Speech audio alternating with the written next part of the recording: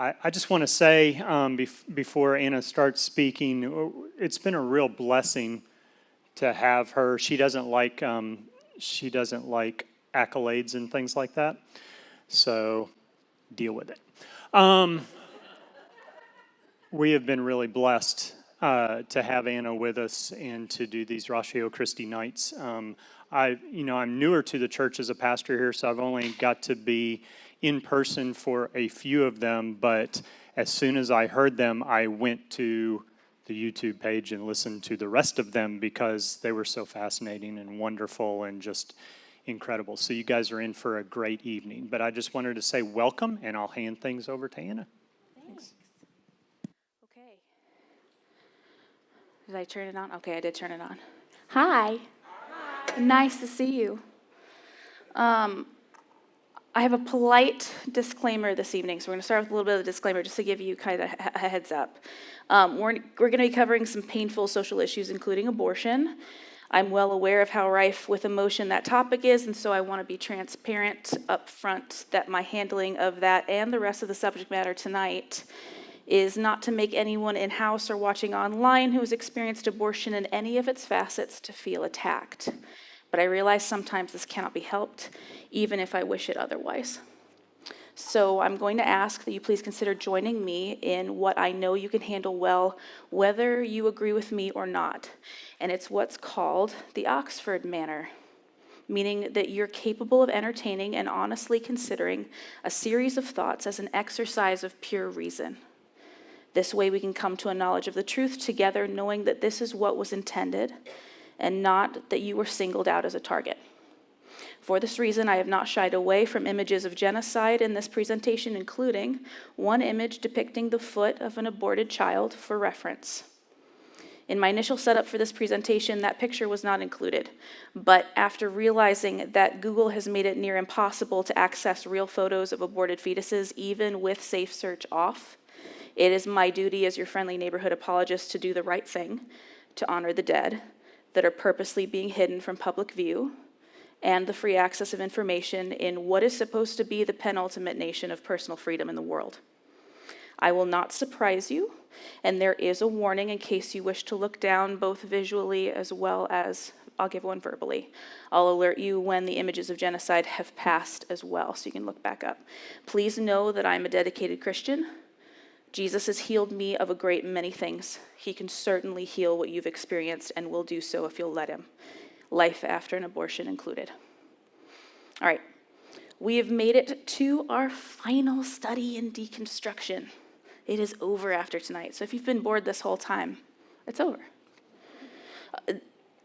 This is a phenomenon within our immediate community and the church abroad, where individuals who have grown up in and around the culture of Christianity suddenly realize, sometimes even after attending and pursuing things like Bible college and formal ministry preparations, that they have not authentically interacted with the substance of the Christian religion. And suddenly what they thought they knew about faith and belief gets turned on its head, oftentimes in very painful ways. And so they leave what they thought they believed behind and adopt whatever alternative to Christianity they can find to fill that void. Secular humanist social justice, generic spirituality, resentful atheism, pitiless indifference, you name it, so long as it isn't some form of institutionalized religion, sometimes never to return.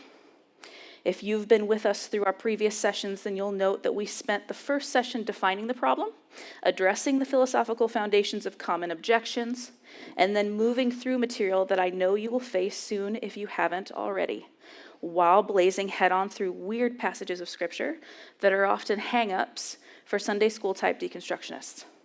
And we did that just in case there were those in the audience who in the future might be faced with those same objections.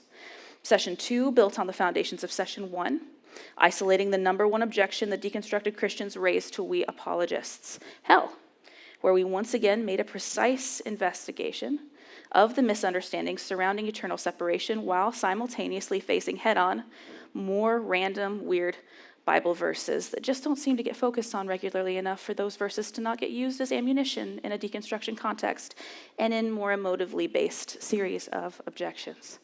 And now finally, we build one more time, only this time I want us to do the work of not just answering the objections that are normally raised in this overall deconstruction discussion, but to do what every apologist worth their salt is called to do, and what we train you to do here at Ratio Christi, to anticipate future objections to the best of our ability, stepping into the shoes of someone going through this painful process, steel manning their position accurately. And you'll recall from one of our previous sessions that steel manning is the opposite of straw manning, and it is a quintessential aspect in the Anatomy of Persuasion. Sacrificing time and effort to understand precisely what is occurring, and to build on their belief, or on their behalf, future frameworks, such that when they see them, they will be reminded that their loved ones did work in the past on their behalf, in what they would need moving forward when they reach that point. That we love them and will show them that at every step of the way, even if each step takes them further away from Christ. Because as painful as this is for many of us, each person must decide for themselves whether or not they belong to Yahweh. We cannot believe for them. So tonight we focus primarily on removing the planks in our own eyes so that we can accurately assess splinters in our loved ones. Apologetics is spiritual surgery after all. It's not rational to try to go into these discussions blind. And so I want those of us who are not deconstructing to do some reflection tonight first, to make certain we are preparing our attitudes, thoughts, and behaviors for correctness. Again, that is the normal protocol historically for Christians to pursue holiness and the discipline of our whole selves. Remember this slide from our sessions before the pandemic? Our deconstructing loved ones do not need dismissal. They do not need repeated tearful or grief-filled angry appeals to just come back to church. Those appeals are completely understandable, but we need to take those straight to the Lord in prayer first, unless, of course, you're prompted otherwise. I know that this is an issue of discernment, and I'm just giving overall guidance here. They need those of us who know what we know about Christ to be Christ, sacrificing our time and energy on their behalf to give a defense for the hope that is in us. And so I want to begin with showing you what I think is actually going on here. How precisely do we jump into the shoes of our deconstructing loved ones? And how does Anna do the work of demonstrating what that looks like in real time to those who are already deconstructed and attending these nights? I'm going to do my best to not be a glaring hypocrite, calling everyone around me to do work that I'm not willing to do myself. It's one thing for me to give analogies like I did on night 1, this semester with the panic attack suggestion, and in night 2 where I did cognitive behavioral therapy frameworks.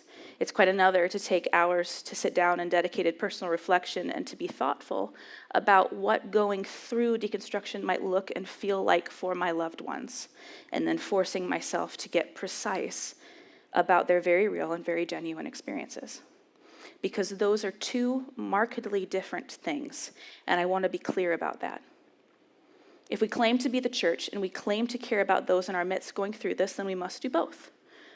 We need to help them treat their symptoms while also investigating the source of the symptoms.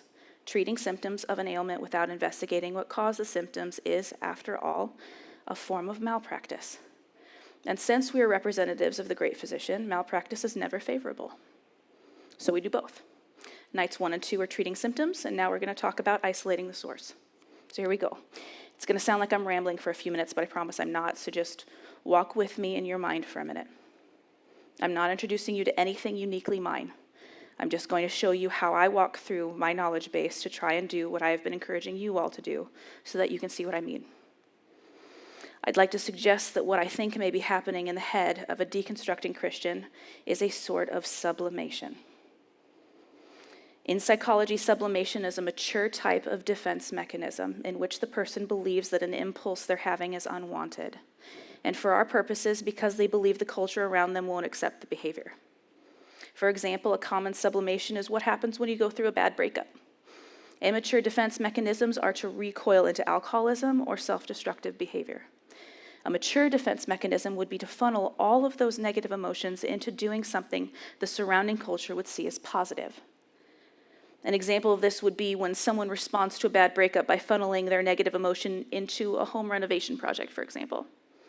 There's nothing particularly bad about venting your emotions in that way from a cultural perspective, and you aren't abusing yourself with harmful addictive substances, so it's seen as a better form of dealing with those unwanted impulses.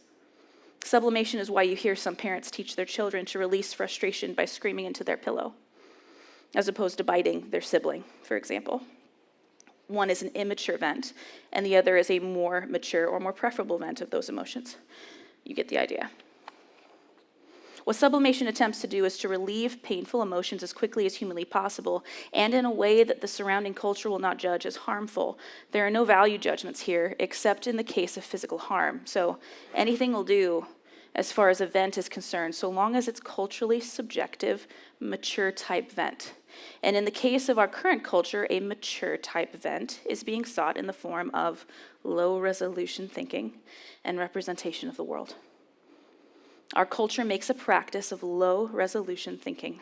Our entire social dynamic functions primarily in this framework. Low resolution thinking is when you take an ideology or study or name any complicated topic really, and you boil it too far down. You oversimplify your thoughts on that subject to such a degree that you lose out on the significance, and it's actually detrimental to your ability to see the world accurately. And in some cases, even in the formation of completely false conclusions when you return to engage that topic matter again. Low resolution thinking is not intrinsically bad, it's just low resolution. And oftentimes low resolution representations of the world are really misleading. This is opposed to high resolution thinking and representation of the world. High resolution thinking is when we entertain complexity of thought with precision. This takes an immense amount of cognitive energy and time, and unless you're really practiced at it, it's frankly very uncomfortable. But high resolution thinking is needed in order to accurately handle complex concepts. And just like low resolution thinking, it's not intrinsically bad.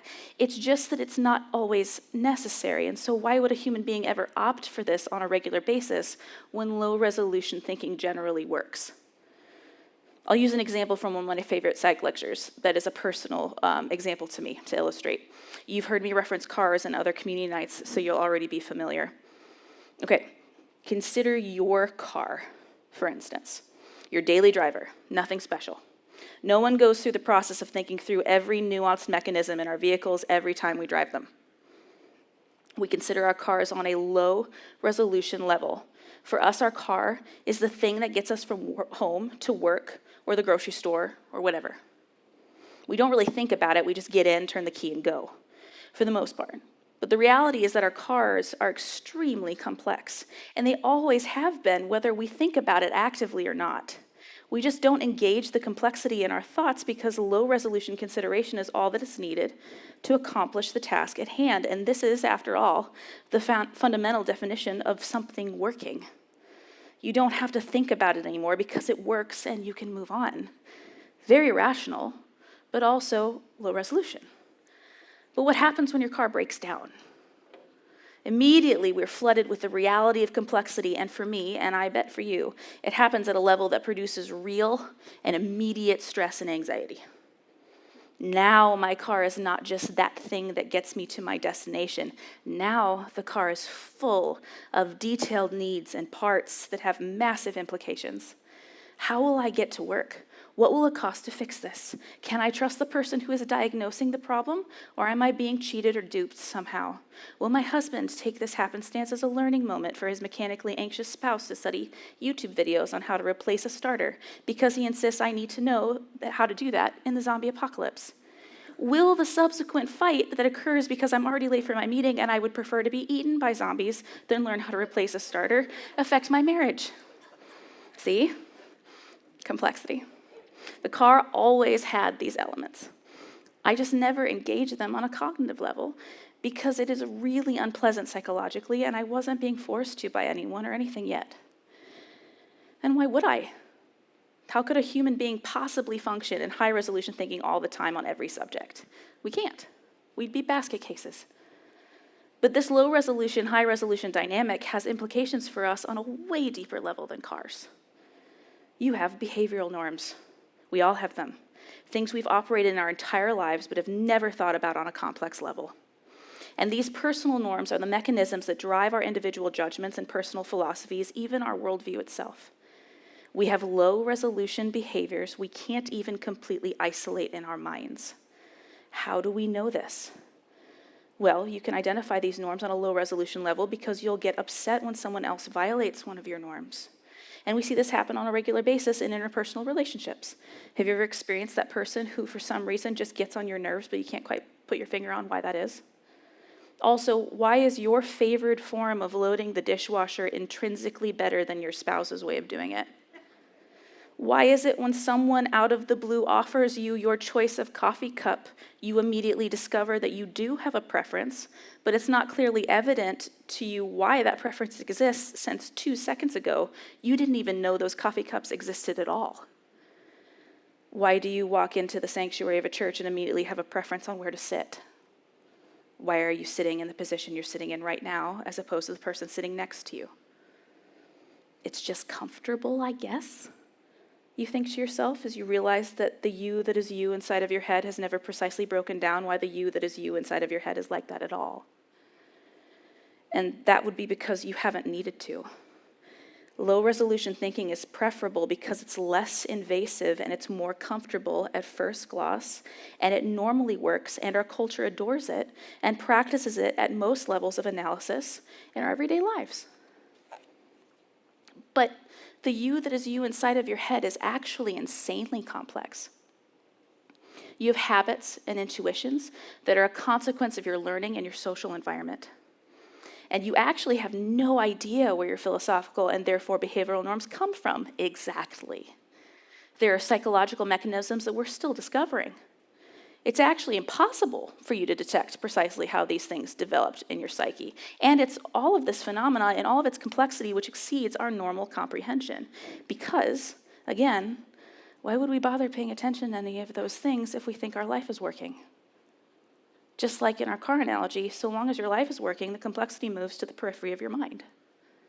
So, for our intents and purposes for the discussion this evening, our initial representation of ourselves, philosophies, norms, and preferences is low resolution. But the reality of what is unfolding in our lives is what is actually true. It's high resolution, even though we don't see it. Which means that in the context of getting reality really right, we must force ourselves to move high resolution assessment out of the periphery and into the front of our faces in order to even begin discussing fundamentals, like assumptions about how the world works, like assumptions about how truth is determined, like assumptions about how the Bible was put together, or who wins when two experts in their respective fields disagree with one another. And it is this move from low resolution to high resolution that is called the unconscious structure of belief, meaning that there is an entire system of belief that drives your decision-making and worldview that you have no conscious knowledge of yet. It's just there under the surface waiting to be discovered. As an apologist, I cannot read minds, but because I know about unconscious structures, I know that there is a need to discover them if we care about actually being really real and truly accurate about the world around us, especially when our worldviews are crumbling and being dismantled, like in deconstruction. I know that the only way for a person to identify a fundamental axiom of their unconscious belief versus a peripheral one is that when I accidentally touch on a fundamental, it'll upset you more than a peripheral one will upset you. It's what happens when you are talking to me about something difficult, some random, heady subject, and you begin inexplicably crying. And some of you will even begin apologizing and saying to me, I don't know what's wrong with me. There's nothing wrong with you. There's nothing wrong with you at all. All that has happened is that we have just witnessed an indicator that there is a tear or a crevice in your axiomatic structure. We've discovered a part of your unconscious that needs to be unpacked. So that when I went investigating something on the surface, my metaphorical finger dropped into a hole in your conscious where I touched a fundamental that you didn't know you had. Think of it as like a psychological exposed nerve in a hole in your mind that we unexpectedly fell into. And even more precisely, that hole in your axiomatic unconscious structure is where the reality of your complexity and high resolution, self, bubbles up into a conversation that was previously low resolution and is now accidentally high resolution and therefore overwhelming. Your brain is acknowledging that you have moved beyond your comfort zone. And as one of my psych professors put it, the eruption of emotion is the adult form of the same thing that happens when you watch your kid lose themselves in a crowd at the mall. You can see them. but they can't see you, and they suddenly realize that the person whose domain of competency in the world was indescribably larger than theirs is, has disappeared, and the complexity that they considered you in control of now falls on them, and it overwhelms them. And so within like 3 minutes, they're sobbing uncontrollably. They went from a low-resolution environment to a high one, and they responded rationally to what they were experiencing, just like you are responding rationally to what you're experiencing. You just don't know how to articulate it yet because you didn't consciously know it was there. One of the funniest iterations of this happens every Sunday here at the Vineyard, and if you pay attention, you'll notice it too. I have 2 children, Jack, who is 3.5, and Aurora, who is 18 months. If you keep Jack and Aurora within eyesight of each other and you remove all of the adults, Aurora is completely fine. As soon as you remove Jack from eyesight, though, it doesn't matter how many adults are around. Aurora will completely lose it. Why? Because in her tiny world, Jack might as well be an adult compared to her. His worldly competency and familiarity frames her security. So long as Jack is fine, and if you know Jack, he was born fine with basically every environment, then Aurora is too. The point being, Aurora is being forced to move from low-resolution thinking to high-resolution thinking as soon as Jack is no longer there to allow her to experience her surroundings in low resolution. She doesn't entirely recognize that her surroundings were always that way, even though she wasn't consciously aware of them until after she is forced to by being out of her comfort zone, the result of which is an overwhelming flood of emotion and psychological distress. Make sense? Okay. So although I cannot read minds, as I said before, so too you may not be able to read your own mind. But we can both, when we stumble on a tear in your unconscious structure, investigate what we have both been surprised to find. Which is why when we meet up for coffee and are moving through theology and you begin to have a profound emotional response, we stop and we investigate further. I get hyper-precise with you on that particular subject matter. It isn't because I'm trying to torture you, it's because oftentimes the hole or tear or lesion, whatever you want to call it, to your unconscious is there due to something, probably trauma. And that means we need to dig into it in order to do spiritual surgery. Trauma treatments are pretty much the same on every level, physiologically, psychologically, and spiritually. Each tear to our person has different treatments and suturing protocols, and we won't be able to discover what that protocol is until we identify the trauma and what made it. And that's the beauty of all this painful investigation into your unconscious axiomatic structure. It's what it does to our attitudes going into the dialogue that is seeking to expose the tears. It requires of us a measure of softness of spirit that we might not otherwise have if we know that we're about to go into a conversation with someone who has rejected Christianity. The natural attitude check that occurs when you are dealing with someone in genuine pain versus an opponent in the field will become a preset for us. In effect, we'll move from an attitude of combat to an attitude of appropriate bedside manner. And this is why in the introduction to these things a few minutes ago, I said I wanted the Christians in the room to go ahead and begin this discussion with internal reflection. If you can jump into my brain for a minute to see what I'm thinking and doing to keep my orthopathy, orthopraxy, and orthodoxy in check, and how I wield them in real time, then you'll be able to, at the very least, be able to understand what I'm getting at when I try to teach you to do the same. There's never a point in time when our defense of Christianity is a weapon. Apologetics is always in a framework of the gentle respect we have for the person in front of us, bolstered and aligned with a spine of the careful and intentional study of reflecting Christ. The reason we're firm and unyielding over scriptural truths and deep theological concepts is not because we want to flaunt our knowledge, but is because we cannot heal a theological ailment without first calling it what it is. And if you can jump into my brain in this way, then you can also keep me in check when my sin gets the best of me and I fail to be gentle delivering theological truth. Gentleness does not mean spinelessness, but nor does having a spine mean being justified and acting condescendingly. What better way is there for you to keep your friendly neighborhood apologist accountable?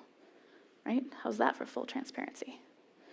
But even after all of what we've been talking about and considering so far tonight, there's even more here to unpack, because what I've been trying to outline for you in all of this resolution and axiomatic structures talk is that what I'm showing you is literally the anatomy of persuasion, which is something Paul literally tells us we're supposed to be working at in apologetics. Are you picking up on that? How is it that you move a human being down a line of reasoning and actually have them embrace the conclusion you're trying to demonstrate to them personally? Why is it that we can have proofs and evidences and still those who encounter them are not immediately swayed by them? Why is it that you hear me say that proof is different than persuasion all the time? This is part of the reason why. And why this all matters, that you know about unconscious structures and be driven to a state of natural humility about our own specific unconscious structures, is because it's in this level of analysis that real neurophysiological transformation occurs. Listen to me on this. You are actually altering a person's brain for the better through dialoguing with them in this way. When all three of our apologetics frameworks is aligned in humble, Christ-centered focus of personal time and effort by you on behalf of your loved one through investigation of unconscious axioms at a high-resolution analysis, their neurological traumas actually move locations in their brain. I'm serious about this. This is not new information. Clinicians have known about this for years. I'm just applying the neurophysiology in a context that hasn't maybe been discussed like this before. It's why therapists tell you to journal and write about traumatic events that you can identify. Doing so forces you to begin processing a memory stored in your limbic system, a part of your brain that is deeply emotional and therefore handles raw function, toward the part of your brain responsible for cold rational assessment, your neocortex. And so that traumatic memory or tear in your unconscious moves locations in your psyche from raw pain to an articulated causal story by which you learn more about why you are you and why your reactions to certain stimuli are the way that they are, such that they no longer overwhelm you because you are practiced at assessing them at high resolution. And it's here that you heal the tear. It's here where you can actually know whether or not you're seeing the world accurately or through some unconscious filter that you didn't know was affecting you or driving your behavior or philosophical worldview. It's the difference between trying to suture a wound close without anesthetic versus with it. It's the difference between going through labor without an epidural versus with an epidural.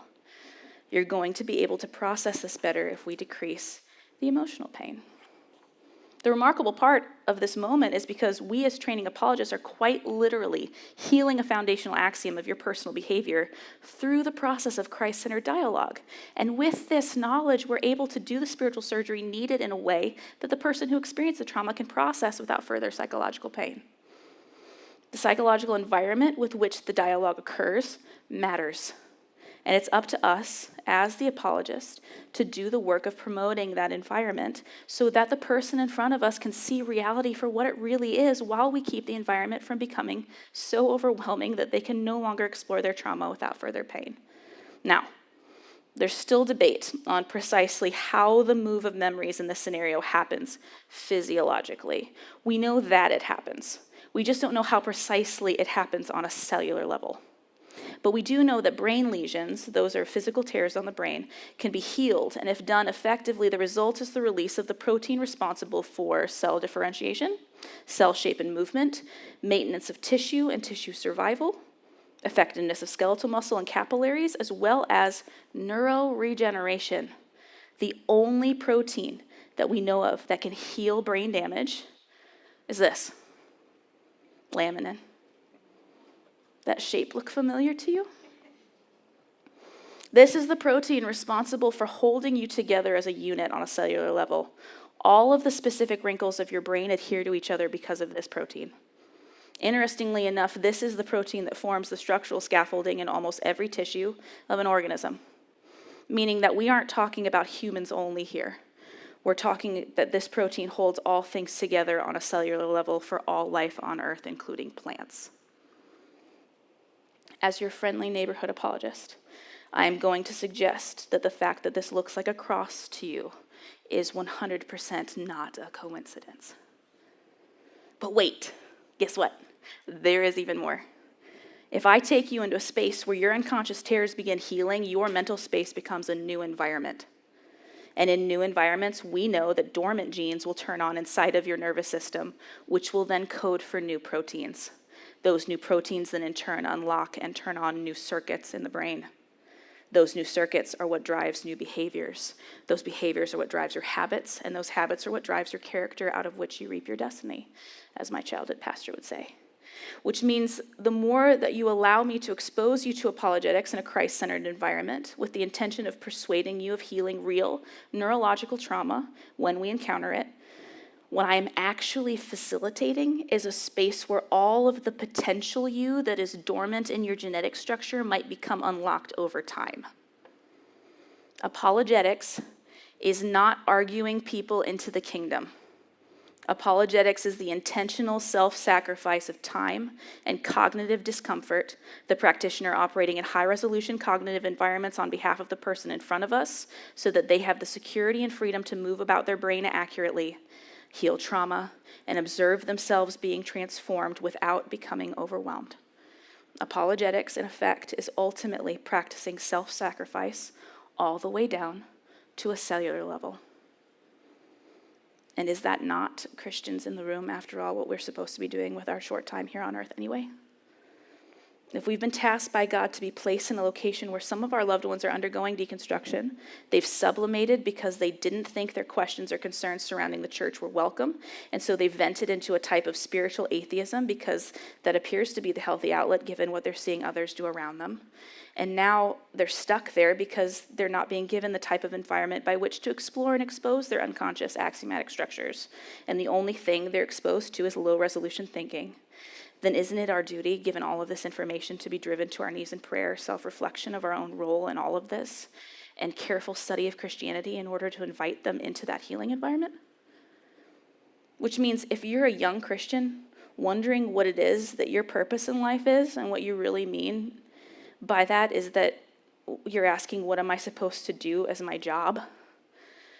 The answer to your question is, I don't know for sure, but I definitely know what your purpose is between now and God answering that specific prayer. It's apologetics. Do it in every environment that you're placed in, and perhaps the reason you aren't getting a specific answer from God yet is not because he's ignoring you. It's because the potential inside of you has not yet been unlocked, and you wouldn't understand the answer to your question yet, even if he explained it to you. So do the next best thing in obedience to what he has told you about every Christian's purpose, because that isn't some pat dismissal of your concern.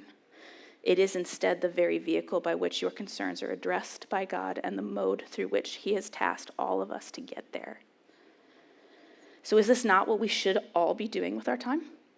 I'd say so, but that's just my suggestion. Easy for me to say, I'm the apologist. Because some of these deconstructing folks in our midst, I think, haven't actually left Christianity. Some of these folks are just mad, and for good reason. I don't know how to process that trauma without causing more pain. And those are the folks I'm worried about the most, because without us pursuing them, they'll stay in that mental space until someone goes in and gets them out. That's a scenario of pure, unadulterated courage by us saying to them, look, I don't know what's going on, but you're worth 1,000 uncomfortable conversations. And I'm not letting Thanksgiving pass without telling you I love you and I want to have this conversation with you. We are Christians, and we can do that for them because that's what Jesus did with us. And for the folks who left Christianity because they were never really Christians to begin with, they just had a superficial understanding of the faith and so got wrecked as soon as they did any real analysis of their beliefs. The great news there is that you have an individual that is willing to be real and really honest about what they believe, and now you have the opportunity to demonstrate the real Christ to them on a personal level, which of course is something you know well because you know him and they don't yet. So it's easy. Just make the introduction. And if you need help, there's lots out there, not just by Christians. The best recent movement I've seen is with the atheists who themselves really wrestled with their own form of deconstruction. And through their study and exposure to apologetics, history, philosophy, and science, even on a clinical level, like I've been outlining tonight, have arrived at what they call a Christian atheism, which is the belief that of all the worldviews available and all of the iterations of human behavior known to man, that Christ and Christianity is the best form of human flourishing, even if they don't personally desire to have a relationship with Jesus. They can still, in their intellectual honesty, identify that Christianity is worth its salt because it's the only theological framework that defines, protects, and secures an objective moral framework and individual dignity for all humans everywhere, without exception. Christianity forbids at every level of analysis the removal of the sacredness and dignity of the human individual. And that is a unique feature of the religion and worthy of promoting, which means that I'd like to suggest to you that the future of our American culture is about to get incredibly interesting. We're about to watch the secular humanist society in which our nation is rapidly devolving into split like a denomination might split. Half of the atheists siding with the Christians on social issues, politics, and the like, because they agree that the Christian worldview is the most accurate out there, and the other half rejecting Christianity outright and opting for humanism. For example, I kid you not, I showed you Peter Boghossian at the first Rosh Community night we ever did. You'll recall that he was a very outspoken professor against Christianity and saw himself as someone responsible for making atheist evangelists because Christianity in particular was a virus to him. And now he's traveling with Raja Christie on a tour across the nation demonstrating that Christian apologists actually are the ones representing a coherent worldview against some of the larger social movements going on right now in our country, some of which we're going to talk about here shortly, in fact. See? Turns out even the angriest enemies of Christianity can come to terms with the depth and breadth of what we teach about humanity and individual dignity, even if they don't want a personal relationship with Jesus themselves. But it isn't just for intellectual reasons that there's a splitting of the atheist population. It's for the practical application of those reasons that these atheists are becoming increasingly troubled by what they're seeing coming down the pike by way of current and future arguments for the promotion of ideas that remove any notion of inherent human dignity. Arguments that appear to be being accepted on a low resolution level and not being discussed on the historically high resolution level they actually are. For example, increasing talks about transhumanism and elective cannibalism.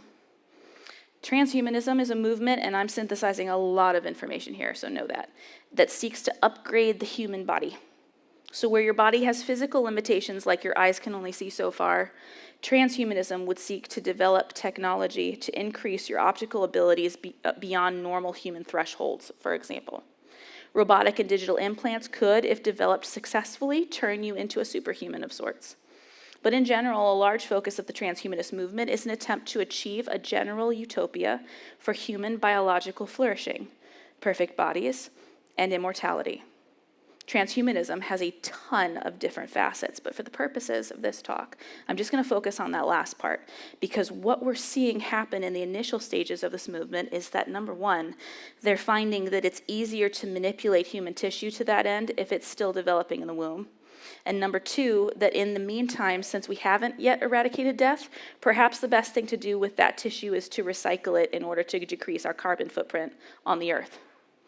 If we eat our dead, then our meat consumption will plummet, plummeting demand for alternative protein options, thus decreasing livestock numbers, thus removing the carbon gases that are produced on said farms, and voila, reduce carbon emissions. And why not? We already have a score of alternatives for recycling human bodies in the form of making human diamonds, human cement for use in rebuilding artificial reefs at sea, as well as the ultimate way of remembering a loved one, by turning their remains into tattoo ink so that you can carry them with you in your own body until you are ready to be recycled. The state of Washington, for instance, in May, did you see this? Became the first location on the planet to make human composting legal and to build a facility called Recompose, a center for composting bodies on beds of wood chip hay and alfalfa in 30 days or less so that the resulting nitrogen-rich soil might be used to garden elsewhere. And before you accuse me of balderdash, let me introduce you to behavioral scientist Magnus Soderland of the Stockholm School of Economics, who, speaking at the recent Gastro Summit, said he believes eating human meat derived from dead bodies might be able to help save the human race if only a world society were to awaken to the idea. His panel talk, entitled "Can You Imagine Eating Human Flesh?" argued that the conservative taboo against cannibalism would change over time if people could just try it out to see if they liked the taste, because living sustainably is the ultimate goal for the generation in which we live. So, if they enjoy the flavor, then why wouldn't human flesh be the solution to food sustainability in the future? Right?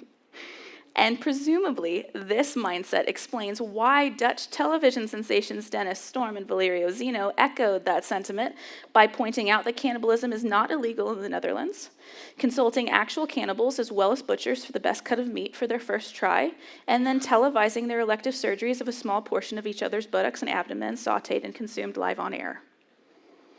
So why exactly is it that Christians and Christian atheists are teaming up by speaking out against this sort of behavior together? because they realize what's happened when an entire society has been practicing devolving their Christian foundational heritage for decades is that we lose sight of the single most important foundational principle of human existence, that we were made in God's image. And that image extends to all human beings at all times and in all places. The image of God and how we articulate this theological point, I would like to suggest to you, will be the one issue we come back to over and over and over again in our immediate futures, in conversations about Christianity and what it means on a social level. And I want you to be able to articulate it accurately in both deconstructed contexts as well as in our own congregations. And I want you doing it on a high resolution level instead of a low one. Throughout history, there has been a concerted effort to try and isolate what precisely God meant by his image. And for the most part, discussions have surrounded explaining it in terms of certain characteristics. You'll hear people say things like consciousness, free will, communication, or reason, among others. The problem with this qualitative approach, however, is that theologians and philosophers have pointed out that it always comes up incomplete. Meaning that every time there is an attempt to respond to a surrounding culture's breaking away from the image of God and the subsequent response of the church to isolate the characteristic that they are removing from an overall human dignity understanding of this concept means that we're never fully defining the image of God, but are rather only ever isolating particular problem instances. So where a culture might demand a formula by which to understand the image of God, so far the church can only point to specific characteristics of human dignity rather than a full picture. The interesting thing about this predicament being that none of this really needs to be dealt with this way. And other theologians and biblical scholars have pointed this out. The fact that we can isolate that human dignity is a fulcrum point in defining the image of God is because it is. It's just that there are two options for articulating dignity. Either you can go the quality route and point out characteristics of humanity that are being violated in a certain instance, like cannibalism, or you can go the overall route of showing that human dignity is not really a characteristic of humans, but is rather a status of humans, regardless of their characteristics. And it's here that I think we need to train ourselves when facing social issues that become so complex that they're overwhelming in the modern era. When we are flooded with high-resolution material that we've only ever encountered in a low-resolution framework, we need to remind ourselves that the image of God is a status, or if you would prefer, a title that has been conferred to a specific category of being called human. Because if you conceptualize the image of God in this manner, the rightness or wrongness of every social issue, every unnerving suggestion, every political maneuver, or legal case pertaining to human dignity will become crystal clear to you. Well, at least I think for now. Why is it unacceptable to eat human flesh in any of its forms? Because that flesh is human, and the category of human has been conferred the title of the image of God and is therefore inherently of a higher level than food. And it doesn't matter how many different ways someone tries to swing this. They will never be able to get around the fact that what they are talking about is human, and therefore possesses a dignity outside of specific characteristics. Let me give you another real-world example right now to illustrate what I'm talking about. Let's go back to that point number one regarding the focus of the Transhumanist Movement, a sort of altering of human beings in the womb in order to try to achieve perfection for a society, whatever that means. And don't miss this. That's a huge problem for transhumanism. Who is it precisely who gets to define perfection? Do you see why thinking about these things at high resolution is necessary? It really matters that we practice doing this. Right now, we have folks working hard to isolate certain genetic markers and alter them in children before they're born. Things like sex, eye color, hair color, you name it. One of the consequences of this work is that prenatal testing has become increasingly precise, which means that chromosomal abnormalities are identifiable at earlier and earlier stages. And these prenatal tests are becoming increasingly more available and cheaper as time moves on. Iceland, a nation that provides genetic counseling to expectant mothers, boasts a population almost entirely free of Down syndrome as a result. Almost all expectant mothers, when given the news that there is a chance their child will be born with Down syndrome, choose after counseling to extinguish their fetuses, which means that the Down syndrome population of Iceland has an elimination rate approaching 100%. Kari Stephenson, a geneticist whose company is responsible for studying and tracking almost the entire country's genomes, notes that we've basically eradicated Down syndrome people. but is concerned that heavy-handed genetic counseling is influencing decisions that are in no way medical. And he's right, considering that the deliberate, systematic attempt to erase a category of people, something Iceland has been successful at achieving through this method, is the definition of genocide. And as one such genetic counselor at the Landsbytali National University Hospital in Reykjavik noted, that to see it that way, the way that I've just framed it, is too black and white, because we shouldn't look at what's happening as genocide. Instead, we should look at it as a thing that was ended. Interesting that she phrases it that way, considering that she also gives mothers who choose to exterminate their Down syndrome fetuses a prayer card, complete with the date the termination occurred, and a picture of 2 tiny footprints. What an odd way to respond to just a thing that ended. Denmark is close behind the 100% eradication mark at 98%. France is at 77% and recently passed a law preventing any commercials to air on television, asking mothers to reconsider their decisions after genetic counseling for World Down Syndrome Day. And the United States sits at an estimated 67% termination rate, but that number is from 2011, so I'm not sure where exactly we sit today, considering it appears that folks have started not tracking these things, which my pessimistic mind finds convenient. And as most of you are thinking, I suspect that given this modern case study and an overall discussion on elective abortion, that an abortion discussion in general is needed, since there are obvious implications to our thought experiment of seeing the image of God as a status rather than a characteristic in that topic as well. And you'd be right. There's a very good reason for why pro-choice advocacy tries very hard to remove any and all religious or theological arguments from the table before any debate ensues. And this is because they have no argument whatsoever if the image of God is a status to all humans. And this is an important point tonight for we Christians practicing apologetics on a high resolution level. If you follow my work, you know that how vocal I am, a pro-life advocate. I regularly train other advocates in all of the ways to respond to regular pro-choice objections as well, from biology to the history of the women's rights movements and everything in between. So for those of you who are bristling right now thinking that you came to a theological discussion and are about to get an earful on scientific arguments against abortion, don't worry. That's not what I'm about to do. And that's not what's about to happen. We can do that later. For now, this is the critical point I want to focus on, and is really only for the Christians in the audience, as they are the only ones expected to be consistent in Christian theology.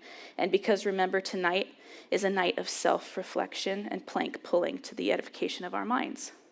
If the image of God is a status conferred to all humans, regardless of characteristic, then the human in the womb ought not to be exterminated. Period. There's no way around this theologically. And this means that as far as future argumentation is concerned on this topic, as this situation develops, for those of us who try to keep only to non-Christian arguments against abortion, there will come a day where all of those arguments will fail to be persuasive, and the only thing standing between the curette, suction probe, and the baby is our speaking the truth in love via the Word of God. And we need to be prepared for that. It doesn't matter how small, it doesn't matter what their chromosomal status is, it doesn't matter how many of them there are, it doesn't matter their level of development, state of consciousness, desirability, it doesn't matter whether or not you can detect brain activity, or the method by which they arrived in the womb. It doesn't matter what your personal definition of personhood is. Any entity has the title imager of God simply because they're human. A status that cannot be removed except by God, and are therefore imbued with the status of sacred and dignified. And just with any other human being, the deliberate attempt to remove a human from the earth by sacrificing them on behalf of ourselves is a clear inversion of the gospel. We are to sacrifice ourselves on behalf of others, not the other way around. And we're called to use our lives here on earth to reflect that fact and persuade those around us to do the same. Which means, loved ones, there is no rationally coherent justification for men and women who call themselves Christians to also promote elective abortion for any reason. Even in the case of life of the mother, like an ectopic pregnancy, what we are dealing with there are 2 humans. One human is a hospice patient because we haven't advanced far enough in medical technology to move implantation sites without ending the baby's life. and the other is not yet a hospice patient, but will become one once the pregnancy advances far enough to burst the fallopian tube if no one intervenes. Which is why we grieve the loss of the one who cannot yet be saved and comfort the one who can be saved. It is not because the mother is intrinsically more valuable or more human than the baby. And the painful reality that we have not advanced our technology far enough to be able to transport the baby into an artificial womb in order to save them does not remove the fact that what we are dealing with in genuine life of the mother cases is two human beings who are imagers of a holy and infinite God, to whom both will go to enjoy eternity in his presence if they're believers. And let me say this quickly by way of side note. For this reason also, Christians must abandon the inexcusably inconsistent tradition of waiting to announce pregnancies until the viability date. Viability does not determine the reality of the humanness of the pregnancy. Miscarriages are an instance of deep grief of which you should not go through alone. I know you might think that you're helping a woman keep grief at bay by encouraging this, but let me be the first to tell you that no such thing exists. And everyone who's gone through a miscarriage will attest to that. And that is the Christian framework that provides the consistent relief and celebration of the fact that you will see your child again, whether they were 7 weeks old or 30. It doesn't matter. If you're pregnant and a Christian or non-Christian alike, don't hide, because it's a celebration. And you should have folks alongside you no matter what happens. You should never feel guilted into silence about announcing your joy until the 12-week mark, ever. The stick turning blue is a confirmation of a reality that's already 4 weeks old. We have a human being capable of great potential, and we can't wait to see what they do with it. It's time to be loud in joy and not quiet for fear of some silly rule some well-meaning person in the past invented to try and help. As Christians, let's let that particular tradition die, right? Let's do that. And we can, of course, take this whole theme further down to its necessary conclusion on the other end of the age spectrum in similar high-resolution format. If a human has been given the status of an imager of God, you also cannot elect to exterminate someone elderly, because the characteristics of deteriorated mental faculties, reliance upon medical aid to function, or whatever definition of quality of life is convenient at the moment, does not remove an individual's imager of God status either. So that eliminates euthanasia. And what is more is that this applies to the self-election to remove our own life. If we have the status of imager of God, it doesn't matter in the slightest that the medically assisted suicide movement is gaining traction. Switzerland, for example, has so legalized this framework that they are now experiencing a phenomenon called suicide tourism, where anyone wishing to end their life in a physician-assisted environment can travel to their country to do so. We do not have the right to remove an imager of God from the planet, even if we ourselves are the human being removed. Which means that this movement calling itself Death with Dignity is particularly dark from a theological perspective, given that they have completely inverted the meaning of dignity in order to convince people to embrace it.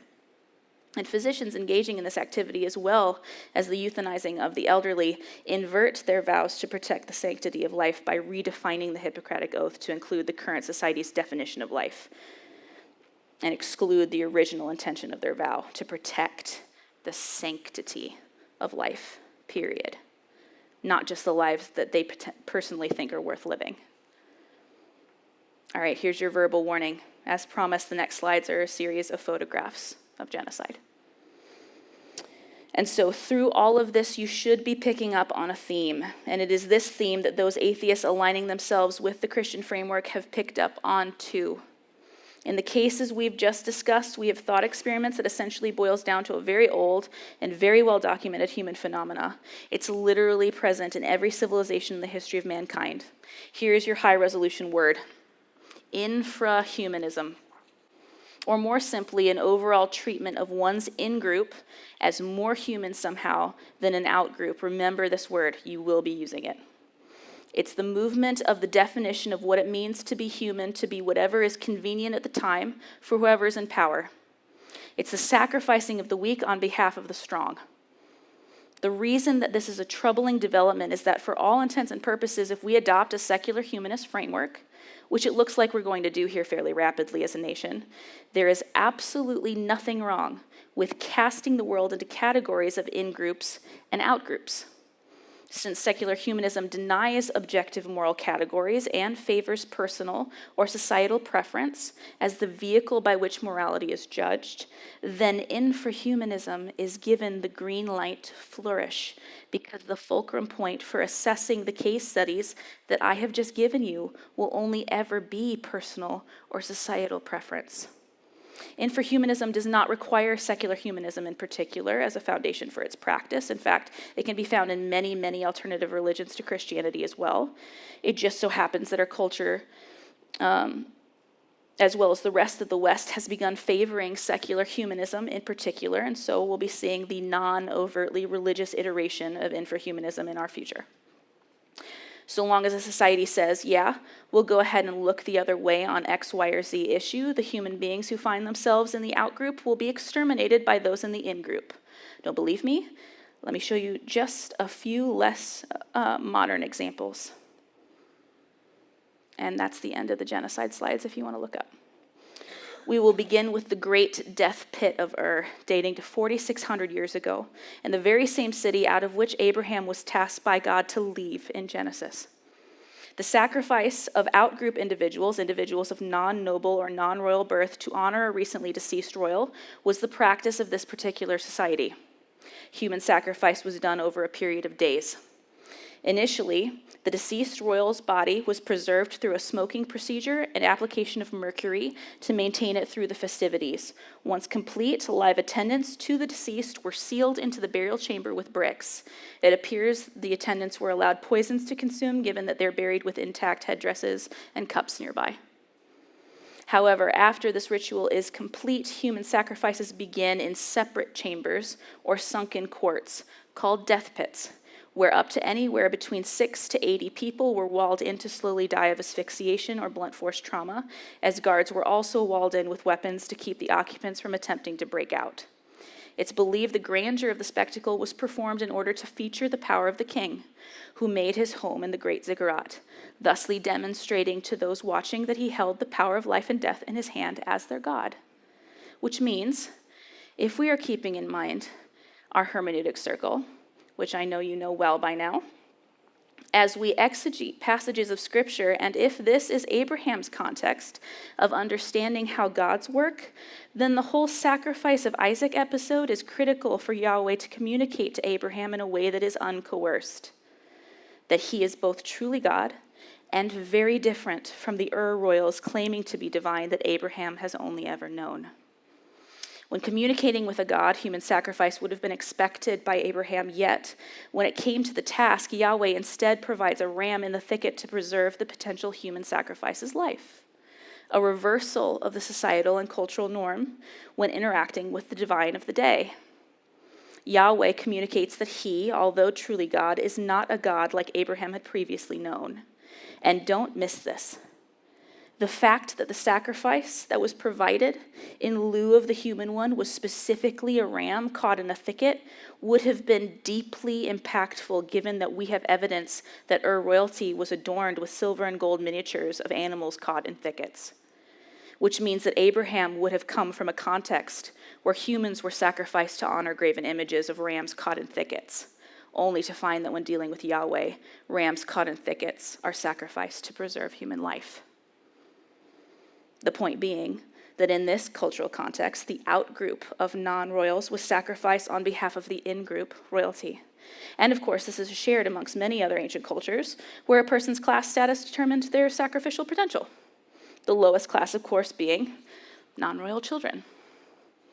In fact, every pre-Columbian culture to date has been found to have practiced child sacrifice so extensively that even up until the 1400s, the surviving forms of these civilizations were doing this at a rate that modern archaeologists cannot keep up with.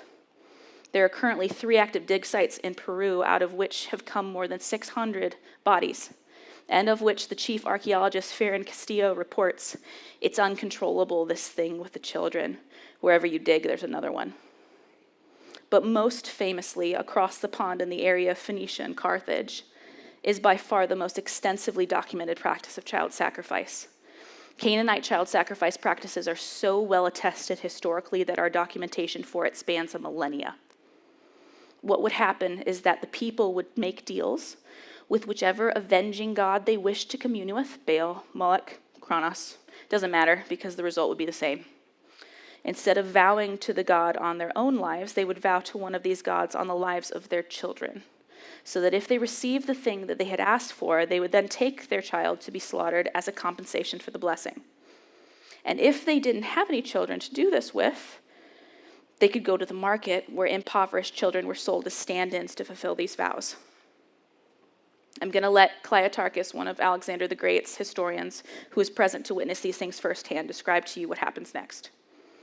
A bronze Kronos, having been erected by them, stretched out upturned hands over a bronze oven to burn the child.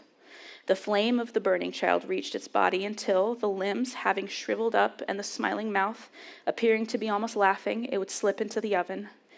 Therefore, the grin is called sardonic laughter, since they die laughing. I can keep going, but I think you get it. The point is that the penultimate and initial form of infra-humanism is in a culture is to make the most vulnerable humans, the children, the outgroup by which they are exterminated in the service of the strong, or the adults in power, the in-group. And the troubling thing is, for those who track these things through cultures, this initial stage is the precursor to all other forms of infra-humanism, when whoever is drawing the circle around what constitutes humanity excludes some members of the human family by redefining the status of imager of God to include themselves and to exclude whoever is, in their view, worthy of exterminating on behalf of the strong. Which means once a society begins sacrificing their children on behalf of themselves, the next caste of vulnerables gets marked for death, then the next, and the next. And you have functioning brains and working eyes. You can watch this quite clearly happening in the talking points of our society's politicians and clinicians. In less than one generation after a very famous court case made it legal to end the lives of the unborn for any reason through the entire 9 months of pregnancy nationwide, we have gone from a societal mantra of safe, legal, and rare to safe, legal, accessible, and affordable, to my body, my choice, to the mantra screamed in my face by local students at UT protesting pro-life evangelism, Yeetus the fetus.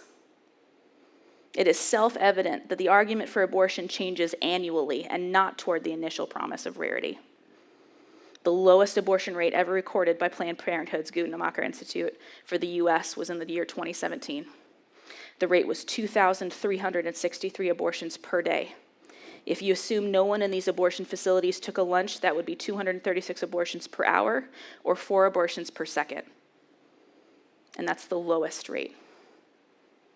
And so with such a rapid devolution of societal acceptance of such things and the consequent use of the exact same justifications for alternative forms of infra-humanism, like in the cases of terminating the elderly, arguments like their quality of life won't be worth living, the financial burden is too severe, the caregivers didn't ask to be put in this situation, and the psychological burden will be too great for them, etc., has so unnerved certain atheists and agnostics that they have begun to point at the fact that the only religion in the world where the strong are called to sacrifice themselves on behalf of the most vulnerable, even to the point of including one's enemies in the human family, is Christianity. Perhaps the Christian worldview that does not allow for infra-humanism is the one keeping all the death at bay.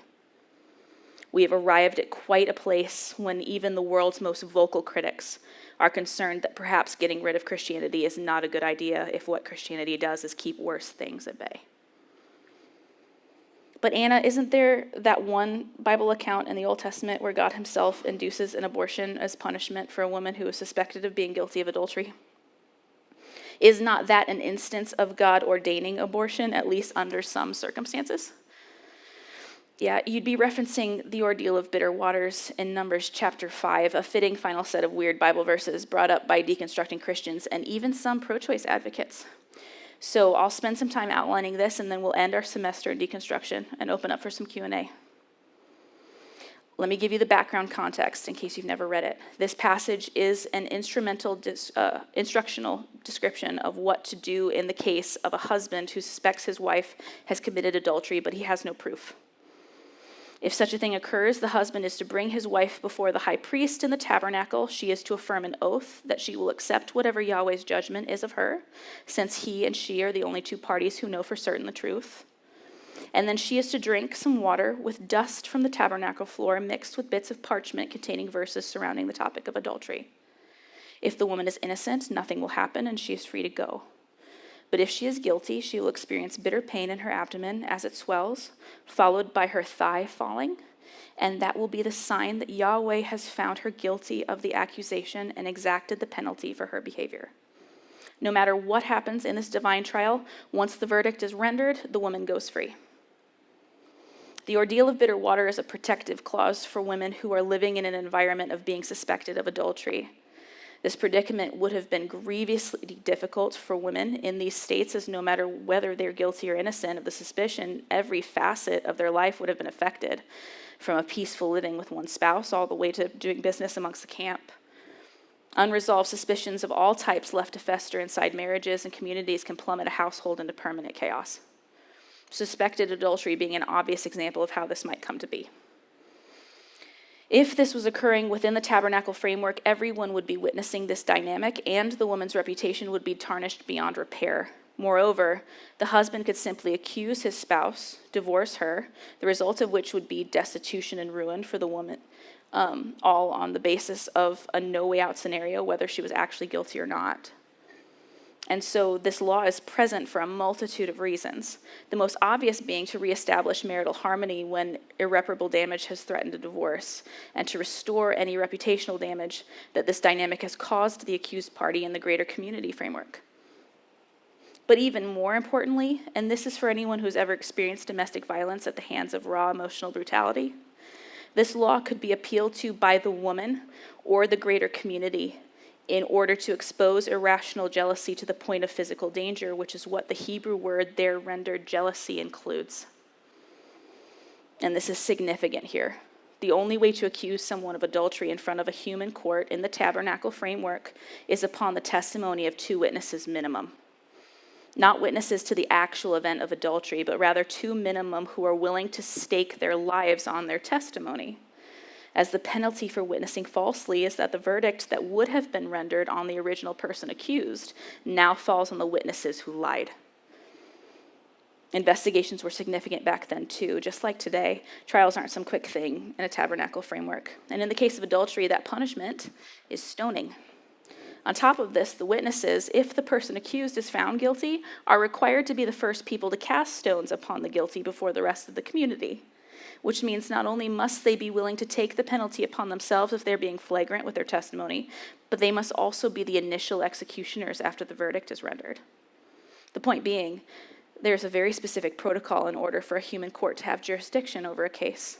And in the case of an unraveling marriage and reputation due to suspicion, there are no witnesses, and therefore the situation is outside of human jurisdiction. So how does an innocent woman get exonerated? Going through this trial overseen not by humans, but rather by Yahweh, who is already well aware of her guilt or innocence, is the only way. And that's the beauty of the design.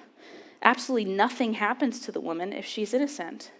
The man is made to make a sacrifice to cover his heavy-handedness in front of the people, and now if he has been violent to her in a domestic context, the poor reputation now flips to the man and is permanent. There is no equivocal reputation builder type law for men who do this to their wives, which means domestic abusers are exposed immediately as what they are when this law is enacted. And if she is guilty of adultery, Yahweh's judgment upon her is permanent, meaning that the husband cannot bring further accusations upon her in order for her to go through a second trial resulting in stoning or divorce. So even though she is actually guilty, she is spared the penalty of her guilt since Yahweh has already judged her, and mercifully so. Okay, Anna, so what is with the whole bitter pain, belly swelling, and whatever thigh falling means? There's actually very little debate about this, interestingly enough, to answer that question. The only real debate is what's happening on a physiologically detailed level. The term that's rendered thigh falling for the woman is the exact same as it was for when it applied to men.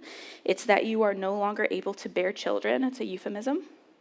As far as the bitter pain and belly swelling, there are arguments for Everything from what is called experiencing a supernatural and accelerated false pregnancy, also called a hysterical pregnancy, all the way to what happens when your uterus prolapses. Any number of those combinations could be what they're referencing, we don't know. But the point of the passage is to say that if she is guilty, the result will be she will not be able to conceive past that point, and that this is Yahweh's judgment upon her choosing to behave this way. Because remember, this judgment only occurs if the woman willingly and willfully engaged in adultery. She is innocent if she was raped or coerced. Yeah, but Anna, my 2011 NIV says that she'll miscarry. Doesn't that mean that if she is pregnant from the interaction, that part of Yahweh's judgment upon her is to supernaturally abort the baby? Yeah, about that. This has to be one of the most frustrating parts about being an apologist, is when things like this happen by modern scholarship. The new NIV is one of only 2 out of 39 available in English Bible translations to opt for that word. And it was a change from the previous 1984 edition. When contacted, Bruce Waltke, one of the members of the translation committee for the NIV, explained that the usage of the term miscarry was meant to explain a false pregnancy, that hysterical pregnancy I was talking about. Psychological realities like false pregnancy would have been present back then too, and if the woman was under duress and guilty of adultery, her mind would trouble her, and her body would act like it was pregnant. If she was innocent, her mind wouldn't trouble her. There's no actual baby involved for obvious reasons, and on top of that, there are no abortificants involved in the slurry that she's made to drink. When pressed that abortion advocates were using this translation to justify abortion, his response was, "A person who wants to believe that is going to believe it. It's very difficult for me to get that out of this passage, because obviously she becomes swollen not due to sexuality, but due to the drinking of the water."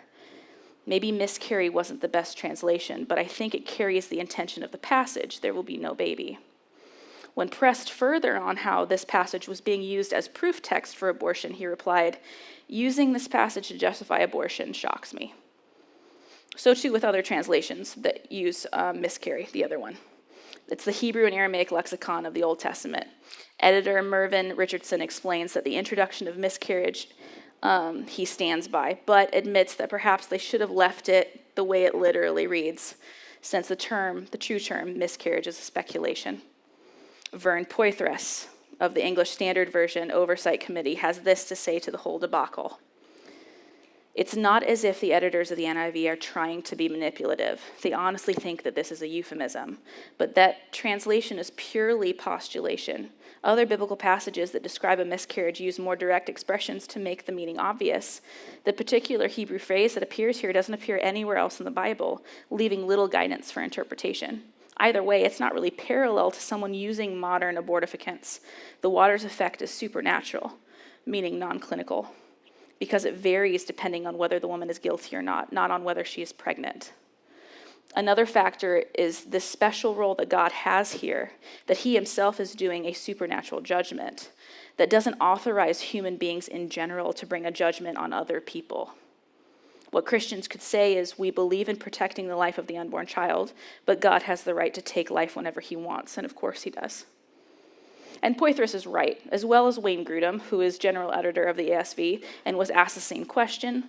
There are 2 Hebrew words for miscarriage, and neither of them are used here, and what the NIV crew opted for was dubious, since they did not leave open the reality that there are other options available to understand this passage. The conclusion being, no, this passage cannot be used to justify abortion in the modern clinical sense in any way, shape, or form, even by the testimony of the very minority of translators who decided to use the term miscarry instead of the literal phrase thigh will fall. Okay, can't be used. All right, that's it. Let's open up for some Q&A. The last round of the semester. So this is when you hit me with all those crazy questions you've been withholding.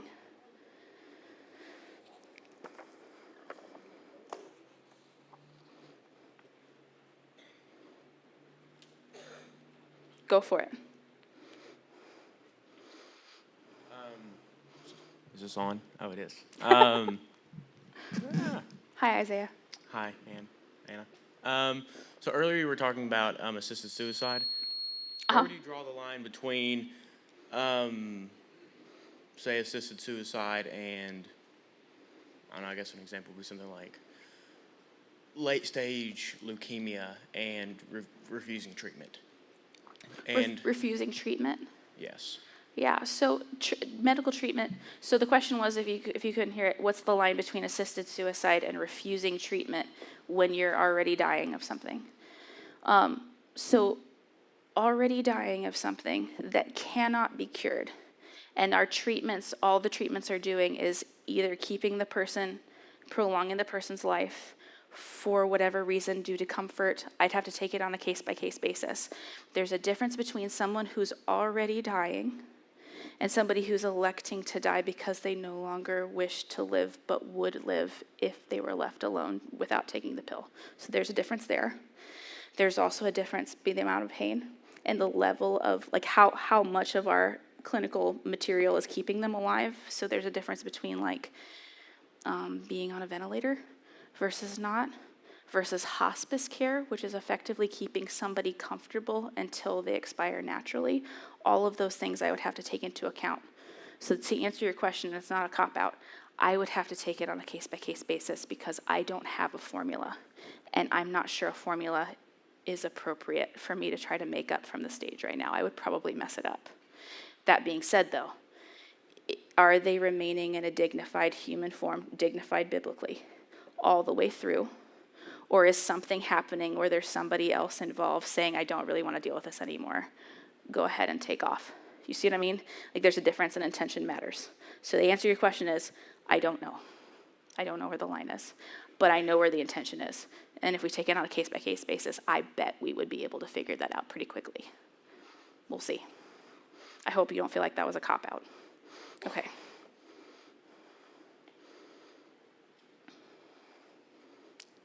Hey.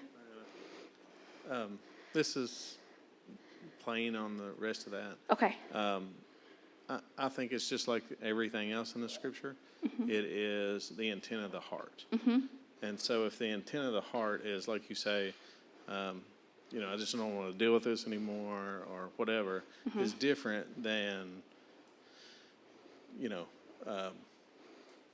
this is more than I can handle. This is more than I can bear. That's different than, like, I'm out of here. Right. Well, and one of the things too that to keep in mind is they're usually, like, and when you're talking to a physician, and I'm just saying, it's talking in general, on, like, end of life care, palliative care, mm-hmm. right? It's already understood you are going to die from this thing. Do you want us to let it take its natural course, mm-hmm. and keep you comfortable, or do you want to keep fighting to prolong? And the pain that's involved in the keep fighting may not be worth it, but that's not the point. The natural expiration of the person when God's going to take them home is going to happen anyway. Exactly. So it really does matter that we take this on a case-by-case basis.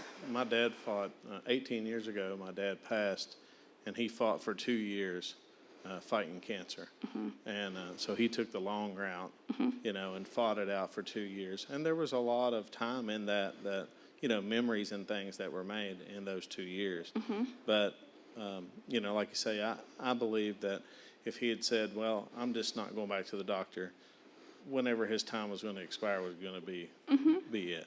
Mm-hmm. My grandmother opted. She was dealing with cancer. She went through chemotherapy. She's very elderly, a believer, and she was like, it was so painful for her to go through the chemotherapy. She was so miserable she could barely talk about it. She was like, I just want to go when the Lord's ready to take me. That's different than, yeah, I'm ready to be done. I just want to check out, hand me the pill. Totally different. Yeah, and as technology advances and as medicine advances, these things will change too, which is why understanding the parameters with which guide all of our decisions, all these things rapidly change all the time, and we're overwhelmed is so critical. And yeah, the hard part about Christianity is that we always want to have this formula in these really difficult situations, when the truth is sometimes where is the line that God's looking for, and the line is in your own heart, which is why self-reflection is so important, and submitting to God's word is so important. Della. Hi. So I forget, I wish I wrote it down when the question popped in my head, but it has to do with I saw a 4th trimester abortion, Yes. I think, and Yep. I was like, there's only 3 trimesters. That's Good. why it's called a trimester. Good.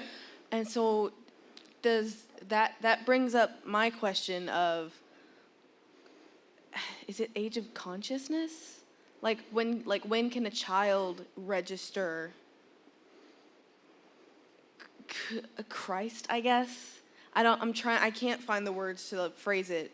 Do Yeah. you kind of get what I'm trying to say? Scripture says that John the Baptist rejoiced in utero when Jesus came in the room, still in utero. Documented. When does consciousness occur? Huge question. The answer is we don't know, and neither does science. Fun. Yeah, so the 4th trimester abortion thing I put up there is because as we're moving down the spectrum, it matters that we keep tabs on this stuff because the arguments go, right? It's all based on the baby and the trauma that it puts on the mother, and you need to be able to abort the baby because of the mother's traumas. Well, those traumas exceed well into the baby's life after the baby's born. So why shouldn't you be able to end the baby's life for the first 3 months? And in reality, what's happening right now, too, there are protective cases for babies who are botched abortions. So the baby's born alive. What do? Are you required to apply emergency medicine to this person who is now alive and outside of the womb, which is the normal framework? And the laws state that you are not. You can leave them on the table to die. And that's what they do. That's what I'm talking about, 4th stage abortion. We are already moving into they're still not human even after they've been removed from the womb. That is terrible. We're already there. Yeah. Safe and rare was 1992. It is 2021.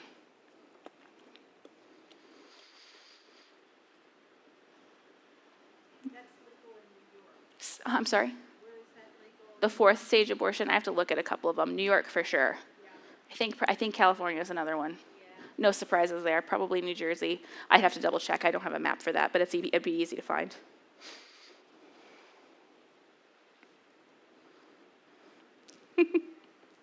Hi, Dad. This is my dad. Hi. You didn't watch the Chiefs game. No, I didn't. I had it on my phone, but I shut it off. So augmented human bodies with artificial things. We already have knee replacements, hip replacements, spinal fusions, artificial lenses for people with cataracts. How do we decide when we draw that line and what that line is as bionics accelerates and proceeds with augmentation of the human body? I don't know. We're discussing this next semester with my engineering crew because they're literally doing stuff. But here's where I think it probably is. If I could put my finger on it, there's a difference between fixing something that's broken and cutting off healthy tissue because you think you can do better than God. Very good. Okay. I'd say that I can't quite isolate where the line is, but I'm pretty sure it's somewhere between those 2 points. Okay. Thank you. Trying, guys. Do this for you. It's a lot of thinking for this one. Could you tell? Yeah. Hey, Brian. Those are some really good questions. This concept of infra-humanism is interesting to think about. So 2 questions. One is not talking about Christian worldview, talking about Christian people. Do you have any thoughts on to what degree maybe Christians are guilty of infra-humanism? And if so, why is that appealing, or why is that tempting for people who call themselves Christians to engage in? Yeah. And what are some examples, if you can think of it? Yeah. I suspect infra-humanism is a manifestation of the sinful nature of man at a base level, right? Because we see this all the time. And it's why God talks ad infinitum about not behaving that way. So it makes total sense to me that we would see this in a Christian context. Like, in my mind, goes straight to denominational preferences and infighting on secondary and tertiary issues that we really, I mean, the world is going to pieces, but we can't handle discussing free will and God's sovereignty without tearing each other's eyeballs out. Like, that's not right. Or looking down our noses at other denominations that we don't agree with. I could see that being a form of infra-humanism. Obviously, it's not genocidal, but it's still the same thing. You have an in-group and an out-group. And I think it happens because we like the thought of having it together, and we like to compare ourselves to other humans and think to ourselves that we're better than they are because it makes us feel comfortable in our skin, that we've got it together enough that we can move on in a life that we don't have together, that is marked by significant sorrow and tragedy, and it's painful, and that's not fun, and you don't want to think about it. So if you can point at somebody else that's hopefully experiencing the world in a more tragic sense than you are, then you can sit there and go, well, at least I'm not that person, which apparently is something Jesus also wanted to focus on, since he says directly not to do that, because that's what the Pharisees do as well. So it's sin. I don't think I'm reaching to say that that's what it is. I hope that's a satisfactory answer.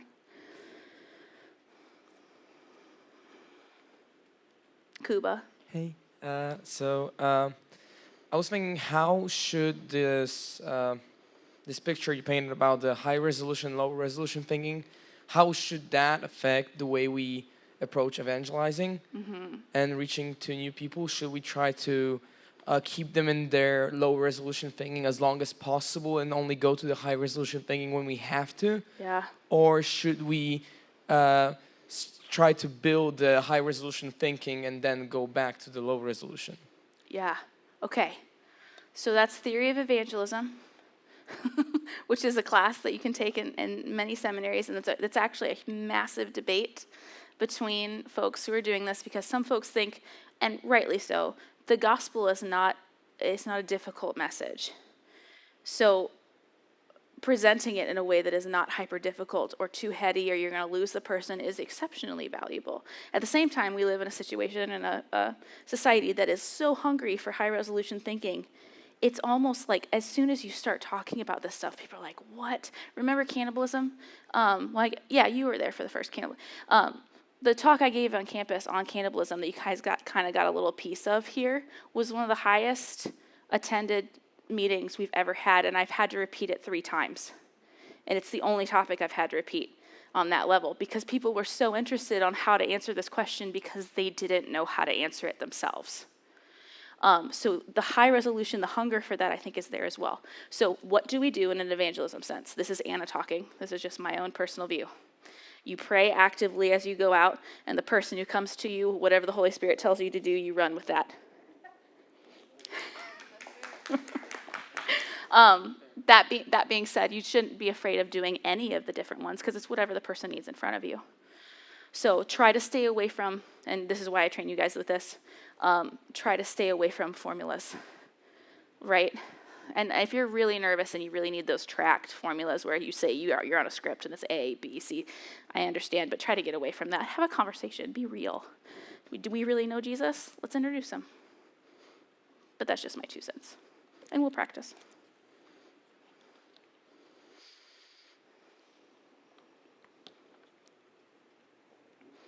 Okay. That's actually pretty good time. We're 4 minutes away from our normal cutoff. Yes, thank you very much. Very great privilege to be able to talk to you and for you to spend Sunday nights with me. The next Ratio Christi will be in May, so it's a while from now. But it'll be in May. I don't know what the topic is going to be.